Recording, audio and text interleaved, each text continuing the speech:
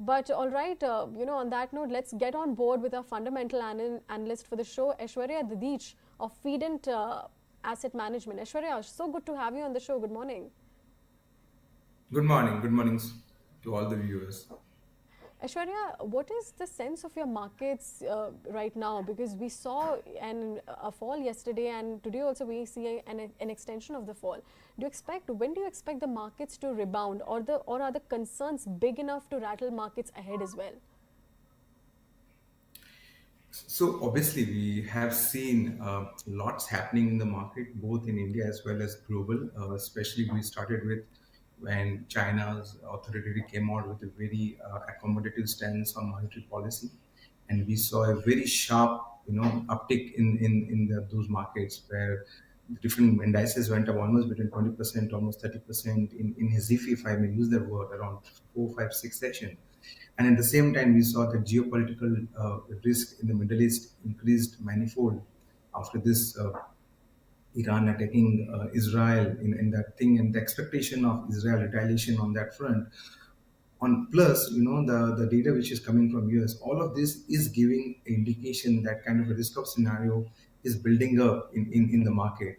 And given India being an expensive market, it will always be on its toes to see this volatility to pan out.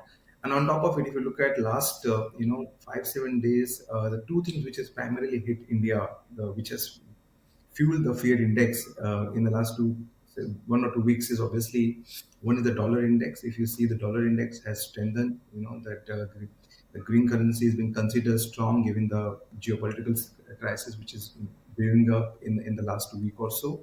And at the same time, the crude which was getting into this bearish territory, all of a sudden see a strong uptick to almost 77 $70 Brent, compared to a low of 73 74 in just 2 3 sessions, is possibly giving a hint whether the Fed could possibly take a pause on inflationary trend. Obviously, we have this data coming on Friday on the unemployment rate and jobless claims and all of that, which will give us more inclination.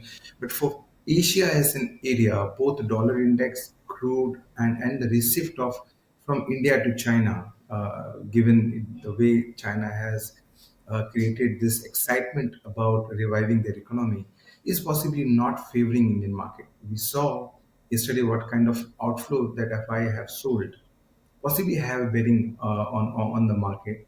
And I believe till the time we have clarity on how the geopolitical risk will pan out, we believe this volatility is here to stay. Okay, all right. Volatility is here to stay.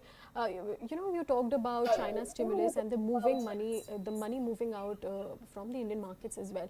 But at this point, should investors hold on to their bets and increase their cash positions? Yeah. So if I look at two things specifically on China and compared to what Indian investors should do, definitely China is a very lucrative market given the valuations that they are trading at, even in spite of the run up. But what I understand is that China is still in the mess. For them to completely revive and go on a growth phase is going to be a daunting task. It's not going to be very easy. So obviously, this excitement is having a lot of this hot money of FIs moving there and try to chase those returns. We can't deny that. But India will continue to remain a strategic, investment opportunity for FIs, especially for the passive flows. So I'm in that camp who believes that India's story has a very long-term, I would say, strong edifice to support. And this flow, obviously, the last 4 months we have seen flows to almost $13 billion of inflow by FI. After the outflows 4 months back, I believe this trend will continue when this sanity will, both of this geopolitical risk as well as this China excitement settles down. And India will continue to see inflows given the kind of growth we are sitting at, given the kind of macro stability we are sitting at, and obviously the political comfort compared to what we have in China. Obviously, we can't compare this market. China the whole market cap of China is close to $10 trillion, where India is a little shy of from $6 trillion, where the GDP of these two countries almost 5 times the size. The one of the most important reasons is the way the political framework, where we have more ability to extrapolate and predict the future earning possibility, which is very limited in China. So I don't really see too much into it about China's valuation and money flowing there and will possibly continue, which I don't believe that will happen. Coming back to India, I don't see investors any need to panic. We have seen it in past also, where whether it was Russia, Ukraine, we have seen it when it happened with Gaza and Israel. There will always be an impact on market because we are at a very stiff valuations, and there is a little room for error. But if I really look at the way it will impact Indian economy is very, very limited. Obviously, crude has spiked up 5-7% in last 2 sessions, but it's still lower than 10% year on year, right? And on the top of that, the kind of cartelization which is not working within OPEC obviously has a huge supply, and China is not out of the woods, so that will also impact the growth part. So I think India is in a very sweet spot. We are entering this quarterly result very soon. We will possibly see good revival. Interest rate cut is around the corner. So I will advise Indian investors to stay put, to stay calm, and stay with on their stories which have a very strong earning trajectory. Okay, all right. Broking stocks, they were hit yesterday, given that, SEBI rolled out some new F&O guidelines as well. And, many experts also pointed out on the impact on the trading volumes as well. But the likes of BSC, Angel One, they did well in yesterday's trading session. So what is your expectation? Is the fall legitimate, or how much can these broking companies brush off their impact? No, I believe this is a welcome move. The way the kind of volumes has spiked up by this retail investor segment who possibly are not equipped, I would say, both from technical perspective as well as the fundamental perspective. I think that was going to become a bigger systematic risk. And I think what SEBI has done is pretty nice attempts to bring down the risk from the whole perspective. And on top of it, obviously, if you look at those companies specifically, say PSC or Angel One and all of that, I believe the bigger impact will be on the discount brokers compared to players like this. Every company has a strategic move they will play out with this new regulatory diktat. So to speak specifically for BSE, I believe it is a blessing in disguise. The BSE thesis has been working on because of their market share gains over the last 2-3 quarters, and with this dictate of limiting the expiry or on weekly basis and also on giving them a dedicated day, I think it will become easier for BSE to gain market share, both on national basis and on actual basis. So I think this will play out well for BSE, but it will be lately difficult for brokers who are doing all those, I would say discount brokers, because volumes definitely will take a hit. So as far we have seen, only that index derivative has been brought up in that ambit of regulations, and large part of the volumes in options and futures happens on index. So those volumes will definitely take a hit, but it will not hit this exchange, in a way the market is expecting. But obviously, it will have an impact on discount brokers for sure. Okay, all right. Let's see here, how the impact is going to be more on the discount broker side. But we have some business updates which have trickled in for the second quarter as well. Brokerages, however, they have pointed out that Q2 won't be as surprising quarter. Yes, there will be some sequential rebound in growth terms from the first quarter. But do you see this disconnect between current values of the market and growth expectations of investors to disappoint sentiment going ahead as well? No, so obviously we are starting this quarterly season this week only, and if you look at the what market is expecting is almost anywhere between 12 to 14% kind of an EPS growth for FY26.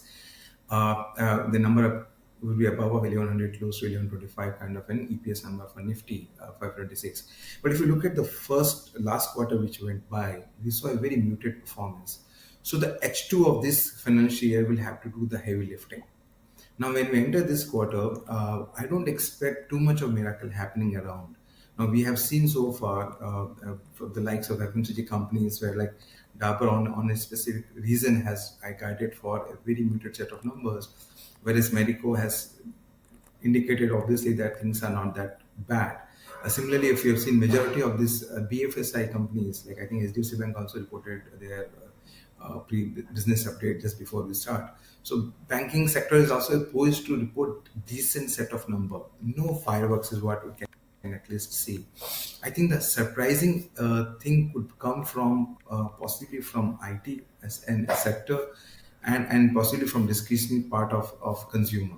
But I don't expect too much to happen on this quarterly season result, because a lot of this we have seen majority of this company has been hit hard because of a very strong monsoons.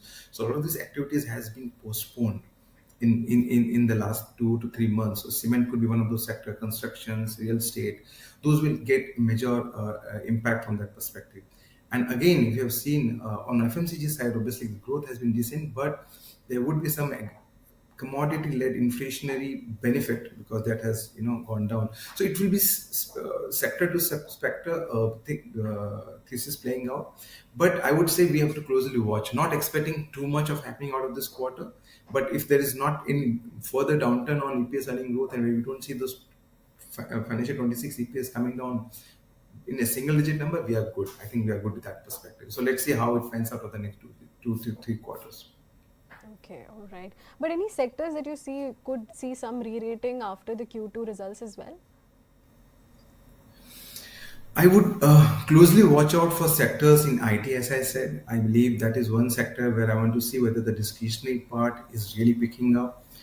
We continue to see the estimation of IT sectors, growth is pretty healthy, where we're seeing a number going from almost 1% to 3% for large IT players.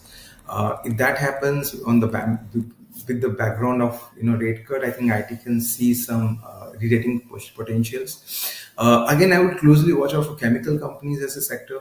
I believe that is one sector which have another 2 to 3 quarters of pressure on companies' revenue.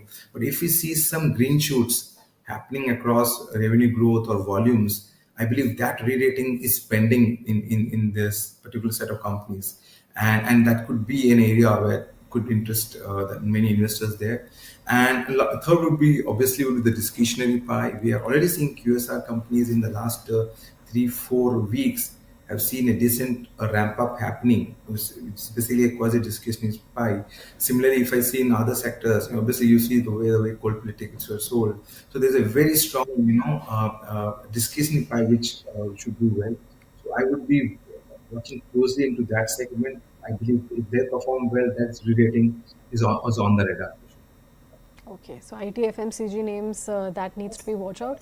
But Aishwarya, you also mentioned that interest rate cut path by the RBI, could turn as a tailwind for the Indian markets as well.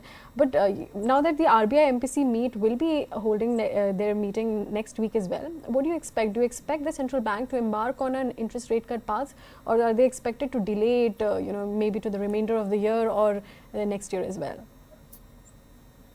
So there are two things to it. Obviously, with the change in the situation in the last week, with the rise in the geopolitical risk, and especially the spike in crude, I believe RBI will try to go in a wait and watch mode, where they want to see how this actually pans out, and what will be the impact on the crude and obviously on inflationary trend in India. We are sitting on a very comforting inflationary trend so far. Then in that case, we were initially expecting that the RBI will possibly do couple of cuts. Even everyone, we believe that it will be a hollow cut, not compared to what Fed is doing. At most, we will see 75 pips cut for the whole interest rate cut cycle for India specific thing. So not really much from equity market perspective. But I think given this outcome in the recent last week because of the geopolitical thing, I think it will be advisable. I think RBI will go ahead and see whether we are okay if crude doesn't spike up, then possibly they will take a decision. So most likely in this upcoming, I think it's on 9th, they will try to be in the wait and watch mode and see how things will pan out on geopolitical side. And just one comment on crude. Obviously, crude is getting a lot of excitement, and that is what is hitting the market as we speak. But I believe crude doesn't have a lot of I would say strategic demand drivers to really put it and go into much higher level that we have seen in the past. So until and unless really China picks up in the next couple of quarters or so, we don't see crude really going up. So I think it's going to be tough call for RBI to for specifically for this month's for policy rate, but possibly I think they will defer it in the coming quarters to take the 2% cut benefit. Okay, so you don't expect the crude to take off as much as maybe like another $10 per barrel as well. Okay, so but thank you, Aishwarya. Thank you for sharing your insights. Pleasure speaking to you, and hope we connect soon as well. Thank you so much. Thanks for it. Okay. So on that note, let's just take a quick check of the markets once again. It has seen a bit of a recovery from the previous minutes that we were talking about. Sensex is down about now like 160 points, when Nifty is flat in the red as well. Majority of the sectors, they were seeing a bit of a red in the negative territory as well. But Nifty IT metal indices, they are doing well. India Wix now down about 2%, holding above that 13 levels as well. Top Nifty 50 gainers continue to be SBI Life Insurance, ONGC, Tata Motors, Wipro, Maruti Suzuki, while top losers on the Nifty do include BPCL, Bajaj Finance, Cipla, NTPC and Hero MotoCorp as well. But on that note, we have come to an end of this edition of the Opening Bell. Don't forget to tune in to 3:30 p.m. for Closing Bell. Until then, stay tuned to moneycontrol.com for all the news updates and market insights.